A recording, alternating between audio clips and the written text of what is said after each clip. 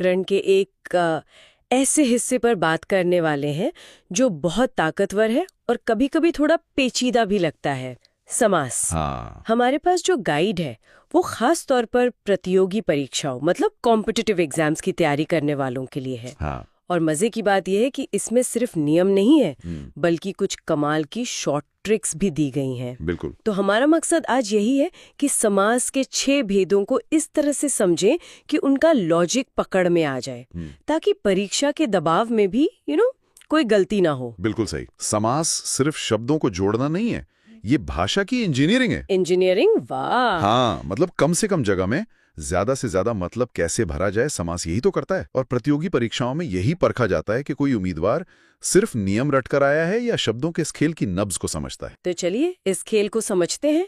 शुरुआत उन 2 समासों से करते हैं जहां सारा खेल इस बात पर है कि बॉस कौन है, पहला शब्द या दूसरा। मेरा मतलब है अव्ययी भाव और तत्पुरुष समास। अव्ययी भाव में कहते हैं कि पहला पद प्रधान होता है। हाँ। पर सच कहूं ये बात मुझे हमेशा थोड़ी कंफ्यूज करती थी।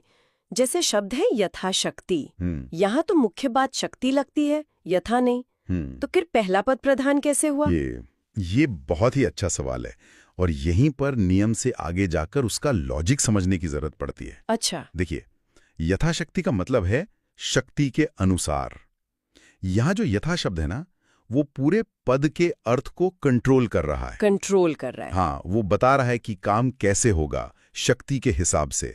तो यथा के लगने से शक्ति शब्द अब सिर्फ एक संज्ञा नहीं रहा, वो क्रिया की विशेषता बताने वाला शब्द बन गया है। मतलब एक एडवर्ब की तरह। एग्जैक्टली। अव्ययी भाव समास की असली शक्ति यही है कि ये एक शब्द समूह को एक क्रिया विशेषण में बदल देता है। इसीलिए पहला पद जो ये बदलाव लाता है वही प्रधान है। अच्छा, तो ये प्रधान होने का मतलब है अर्थ को कंट्रोल करने वाला। अब समझ आया। इसकी ट्रिक बताई गई है कि शुरुआत में उपसर्ग लगे होते हैं, जैसे आ, भर, यथा, अनु, हर, प्रति। हाँ, ये सबसे बड़ी पहचान है। तो प्रतिदिन मतलब हर दिन, आजीवन मतलब जीवन भर। ये तो सीधा है, पर इसमें एक और दिलचस्प बात है। एक ही शब्द का दोहराव, जैसे रातों रात। यहाँ कौन सा उपसर्ग है? यहाँ कोई उपसर्ग नहीं है, लेकिन लॉजिक वही है। अच्छा। जब हम कहते हैं काम रातों रात हो गया, तो रातों रात शब्द क्या बता रहा है? काम के होने का तरीका। हाँ, कैसे हुआ, रात ही रात में। बिल्कुल। यहाँ भी शब्दों का ये जोड़ा एक क्रिया विशेषण की तरह ही काम कर रहा है। इसीलिए हाथों हाथ, बीचों बीच, दिनों दिन, ये सब अव्ययी भाव समास है। ये दोहराव उस क्रिया पर जोर देता है। ठीक है, तो अव्ययी भाव में पहला पद अर्थ को कंट्रोल करता है। अब आते हैं इसके उल्टे पर, जहां दूसरा पद बॉस है, यानी तत्पुरुष समास। इसमें कहते हैं कि दूसरा पद प्रधान है और शब्दों के बीच का कारक चिन्ह छिपा होता है। हाँ, और इसकी सबसे अच्छी पहचान यही छिपा हुआ चिन्ह है, कारक चिन्ह। मतलब वो गोंद है जो शब्दों को वाक्य में चिपका कर रखता है, जैसे का, की, को, के लिए, में, पर, से। गोंद, ये अच्छा है। तत्पुरुष समास में 2 शब्दों को जोड़ने के लिए इस गोंद को हटा दिया जाता है। जैसे ही आप शब्द को तोड़कर देखेंगे, वो छिपा हुआ गोंद वापस नजर आ जाएगा। चलिए तोड़कर देखते हैं। शब्द है राजपुत्र। इसे खोले तो मतलब निकलता है राजा का पुत्र। यहाँ का छिपा हुआ था और क्योंकि पुत्र मुख्य शब्द है इसलिए दूसरा पद प्रधान हुआ। बिल्कुल। एक और उदाहरण लेते हैं, यश प्राप्त। हाँ, यश प्राप्त मतलब यश को प्राप्त। यहाँ को छिपा था। राइट। और मजे की बात यह है कि प्रतियोगी परीक्षाओं के लिए एक और गहरी बात समझनी चाहिए। जो भी चिन्ह छिपता है ना, समास का एक खास नाम उसी पर पड़ जाता है। ओह, अच्छा। जैसे गौशाला यानी गौ के लिए शाला। यहाँ के लिए चिन्ह छिपा है जो संप्रदान कारक का है। तो इसे तकनीकी तौर पर संप्रदान तत्पुरुष कहते हैं। अच्छा। या रोग मुक्त यानी रोग से मुक्त, यहाँ से अलग होने का भाव है। अपादान कारक, तो ये अपादान तत्पुरुष हुआ। पर अगर ये सब याद ना भी रहें तो मूल ट्रिक यही है कि कोई ना कोई चिन्ह जरूर छिपा होगा। तो अब तक हमने देखा कि शब्दों में बॉस कौन है, लेकिन तब क्या होता है जब शब्दों के बीच कोई चिन्ह न हो बल्कि एक शब्द दूसरे की तारीफ या बुराई कर रहा हो? मुझे लगता है हम कर्मधारय समास की तरफ बढ़ रहे हैं। बिल्कुल सही रास्ता पकड़ा है। कर्मधारय समास में एक शब्द दूसरे के लिए विशेषण का काम करता है, मतलब उसकी कोई खासियत बताता है। ओके। यहाँ रिश्ता मालिक गुलाम का नहीं बल्कि विशेषता और जिसकी विशेषता है का है। इसकी सबसे अच्छी ट्रिक है शब्द से एक सीधा सवाल पूछना, कैसा है? अरे वाह, ये कैसा है वाली ट्रिक तो एक लिटमस टेस्ट जैसी लग रही है। चलिए आजमाते हैं। जरूर। शब्द है नील गगन। सवाल, गगन कैसा है? जवाब, नीला। हाँ, ये ट्रिक तो काम करती है ना। और अगर इसे व्याकरण की भाषा में खोलें तो बनेगा नीला है जो गगन। एक और शब्द है महापुरुष। पुरुष कैसा है? महान। महान, यानी महान है जो पुरुष। ये तो बहुत कारगर है। हाँ, और इसमें एक और पहलू है तुलना। तुलना, कभी कभी एक शब्द दूसरे की विशेषता बताने के लिए किसी तीसरी चीज से उसकी तुलना करता है। जैसे चरण कमल। चरण कमल मतलब कमल के समान चरण। अच्छा, बिल्कुल। या मृग नयनी, यानी मृग के समान नैनों वाली। तो कर्मधारय में दो चीजें देखनी है, या तो कैसा है का जवाब मिले या फिर किसके जैसा है का। ये समास असल में शब्दों से एक तस्वीर बनाता है। ठीक है, तो कर्मधारय शब्दों से तस्वीर बनाता है। लेकिन अगर विशेषता बताने वाला पहला शब्द कोई संख्या हो तो? जैसे 3 रंगों वाला तिरंगा या 4 रास्तों वाला चौराहा। तब हम कर्मधारय से निकलकर उसके सबसे सीधे साधे रिश्तेदार द्विगु समास में आ जाते हैं। हाँ, रिश्तेदार। इसकी पहचान सबसे आसान है। पहला पद हमेशा एक संख्या होगा और पूरा शब्द मिलकर किसी समूह या समाहार का एहसास कराएगा। अच्छा, ये दोनों चीजें जरूरी हैं, संख्या भी और समूह भी? हाँ, ये दोहरी पहचान जरूरी है। ठीक है, तो नवरात्र में नव यानी 9 एक संख्या है और ये 9 रात्रियों के समूह की बात कर रहा है। दोनों शर्तें पूरी हुई। बिल्कुल।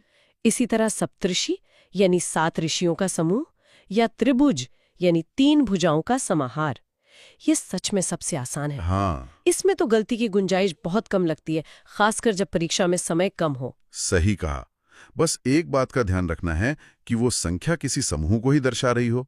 अगर ऐसा है तो वो निश्चित रूप से द्विगु समास है। चाहिए। अब उन समासों पर आते हैं जहां पदों के बीच का रिश्ता अलग है। पहले बात करते हैं द्वंद्व समास की। इसे मैं बराबर की टक्कर वाला समास कहती हूँ। यहाँ कोई छोटा बड़ा नहीं होता, दोनों पद प्रधान होते हैं। आपने बिल्कुल सही समझा। मैं इसे सुख दुख वाला समास कहता हूँ। हाँ। यहाँ दोनों पद बराबर के साथी हैं, कोई किसी से बड़ा नहीं। इसकी पहचान भी सरल है।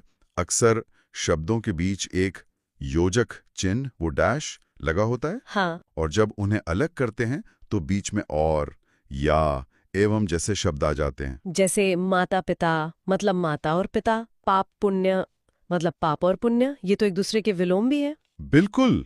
गंगा यमुना मतलब गंगा और यमुना। यहाँ दोनों की अपनी अपनी अहमियत है, दोनों का बराबर वजन है, इसीलिए इसे द्वंद्व समास कहते हैं। ठीक है, और अब आते हैं आखिरी और सबसे रहस्यमयी समास पर। ये एक तरह का सीक्रेट एजेंट है। Secret agent? हाँ, जो दिखता है वो होता नहीं। मेरा मतलब है बहुव्रीहि समास। यहाँ लिखे हुए शब्दों का मतलब कुछ तीसरा ही निकलता है। ये समास की सबसे कलात्मक किस्म है। इसमें ना पहला पद प्रधान होता है ना दूसरा। तो कौन होता है? कोई नहीं, दोनों मिलकर किसी तीसरे की तरफ इशारा करते हैं जो वहां मौजूद ही नहीं है। ये शब्द अपना सामान्य अर्थ छोड़कर एक खास रूढ़ अर्थ पकड़ लेता है, जो अक्सर किसी देवी देवता या पौराणिक पात्र का नाम होता है। बिल्कुल। जैसे दशानन, शाब्दिक अर्थ है 10 मुंह, लेकिन दुनिया में कोई भी दशानन सुनकर 10 मुंहों की गिनती नहीं करने लगता। सही बात है। सबके दिमाग में एक ही तस्वीर आती है, 10 है आनंद जिसके, अर्थात रावण। बिल्कुल। और यहीं पर इस समास की असली ताकत है। ये सिर्फ व्याकरण नहीं है, ये भाषा का शॉर्टकट है पूरी कहानी सुनाने का। अच्छा। जब आप नीलकंठ कहते हैं तो आप सिर्फ नीला गला नहीं कह रहे, आप समुद्र मंथन की पूरी कथा, शिव का विष पीना और दुनिया को बचाने की कहानी को एक शब्द में समेट रहे हैं। वाह। इसी तरह चक्रपाणी का मतलब सिर्फ हाथ में चक्र नहीं, बल्कि भगवान विष्णु और उनके सुदर्शन चक्र का पूरा संदर्भ है। ये तो बहुत गहरा मतलब है। पर मैं यहीं पर वो सवाल उठता है जो प्रतियोगी परीक्षाओं में सबसे ज्यादा उलझाता है। मैं जानता हूं आप क्या पूछने वाली हैं। नीलकंठ शब्द तो कर्मधारय भी हो सकता है। अगर हम कहें नीला है जो कंठ, तो यह कंठ की विशेषता बता रहा है। सही है। और अगर कहें नीला है कंठ जिसका, यानी शिव, तो यह बहुव्रीहि है। अगर परीक्षा में दोनों विकल्प आ जाएं तो क्या करें? यही वो सवाल है जो एक औसत और एक टॉप स्कोरर के बीच फर्क पैदा करता है। तो बताइए फिर। नियम ये कहता है कि नीलकंठ का समास इस बात पर निर्भर करेगा कि उसका विग्रह कैसे किया गया है।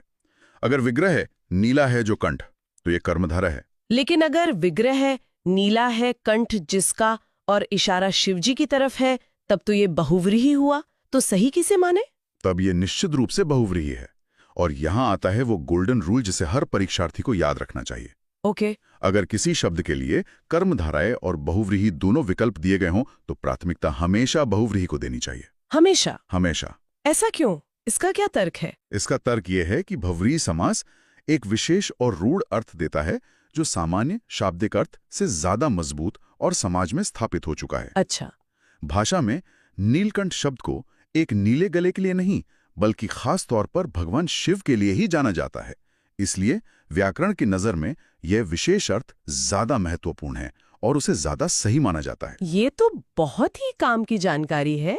ये एक नियम कई नंबर बचा सकता है। बिल्कुल। तो चलिए मान लेते हैं कि परीक्षा में बस 1 मिनट बचा है और मुझे सब कुछ दोहराना है। ठीक है, चलिए देखते हैं। ओके। अगर शब्द की शुरुआत में यथा प्रति जैसा उपसर्ग दिखा या कोई शब्द 2 बार आया तो वो क्रिया की विशेषता बता रहा है, मतलब अव्ययी भाव। एकदम सही। अगर शब्द को तोड़ने पर बीच में का, की, को, से जैसा कुछ छिपा हुआ मिला तो वो तत्पुरुष। बिल्कुल। अगर कैसा है पूछने पर जवाब मिला या किसी से तुलना हुई जैसे महान या कमल जैसा तो कर्मधाराएं। बहुत बढ़िया। अगर पहला शब्द कोई गिनती है और वो एक ग्रुप की बात कर रहा है, 4 रास्ते, 9 रातें, तो द्विगु। शानदार। अगर बीच में डैश है और दोनों शब्द बराबर के हैं, माता पिता, पाप पुण्य, तो द्वंद्व। एकदम सटीक। और अगर शब्द का मतलब ही कुछ तीसरा, कोई खास व्यक्ति या भगवान का नाम निकला, 10 मुंह वाला रावण, तो वो है बहुव्रीहि। बेहतरीन। इस तरीके से आप कभी नहीं बोलेंगे। तो इस पूरी चर्चा का निचोड़ क्या है? समास सिर्फ व्याकरण के सूखे नियम नहीं है। नहीं है। ये भाषा को स्मार्ट, संक्षिप्त और असरदार बनाने का एक टूल है। ये सिखाता है कि कैसे कम शब्दों में पूरी कहानी, पूरी विशेषता या पूरा रिश्ता बयान किया जा सकता है। बिल्कुल। ये भाषा की रचनात्मकता का शिखर है। ये दिखाता है कि भाषा सिर्फ जानकारी देने का माध्यम नहीं, बल्कि संस्कृति, कहानियों और विचारों को पीढ़ी दर पीढ़ी सहेजने का एक कलात्मक उपकरण की है। आज की ये चर्चा यहीं समाप्त होती है, पर एक विचार छोड़ जाते हैं। जब हम लंबोदर या चक्रपाणी जैसे सामासिक शब्दों का प्रयोग करते हैं, तो क्या हम केवल एक व्यक्ति या देवता का वर्णन कर रहे होते हैं, या असल में हम उस एक शब्द के जरिए एक पूरी पौराणिक कहानी, उसके चरित्र और उससे जुड़ी पूरी की पूरी सांस्कृतिक मान्यता को एक साथ याद कर रहे होते हैं? और अगर ऐसा है, तो क्या हर भाषा के ऐसे शब्द अपने अंदर उस समाज का पूरा इतिहास और दर्शन समेटे नहीं चलते? ये सोचने वाली बात है।